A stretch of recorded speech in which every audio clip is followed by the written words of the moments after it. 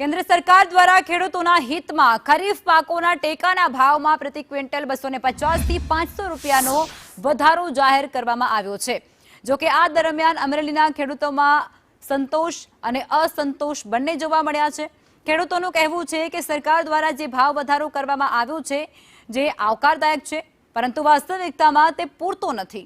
ખેડૂતોએ એવું પણ કહ્યું કે ખેતીમાં વાપરવામાં આવતા ખાતર અને બિયારણના ભાવ એ સતત વધે છે, આસમાને પહોંચ્યા છે।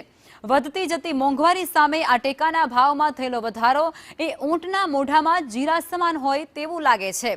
ત્યારે અમારી ટીમ સાથે ખાસ વાતચીત ખેડૂતો દ્વારા કરવામાં આવી હતી અને ત્યારે તેઓ કહેતા હતા કે તેમનો જે પ્રતિભાવ સામે આવ્યો છે તે મિશ્ર પ્રતિભાવ જોવા મળ્યો હતો।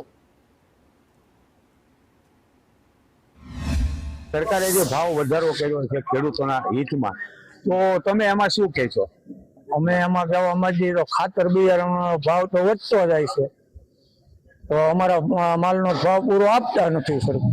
એ સારી બાબત છે, વધારો કર્યો, ક્વિન્ટલે વધારો કર્યો છે, પણ આજ ખેડૂતને તમે બિયારણ પ્રમાણે ગણો, આજ ખાતરનો ભાવ થોડો કર્યો, આજ મજૂરી કવડી કરી, આમાં ક્વિન્ટલે ખેડૂતના 150-200 રૂપિયા 50 રૂપિયા લઈ શું દેખાવાના છે? કાંઈ ન દેખાય।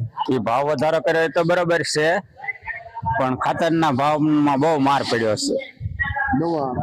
દવા ખાતર બિયારણ દવાના ભાવ બધા વધે, એટલે અમે અમારે માલના ભાવ કઈ વધતા નથી, અમારે હોળમાં વળે માલના ભાવ વધાર્યા છે ખેડૂત। હા, વધારે પણ હું વધારે વળે એમ। હા, તો ખેડૂતોને સંતોષ નથી। તમે શું કહેશો જે ભાવ સરકારે જે ભાવ વધારો કર્યો છે ટેકાના ભાવમાં, ગમ્યું કે નહીં? ગમ્યું ખરું, પણ જે ખાતરના ભાવ વધ્યા ને એ પ્રમાણે આ ભાવ વધારો ન કહેવાય, બહુ ઓછો જ કહેવાય। ખાતરના ભાવ બહુ ઝાઝા વધી ગયા છે, એટલે બહુ ઓછું કહેવાય।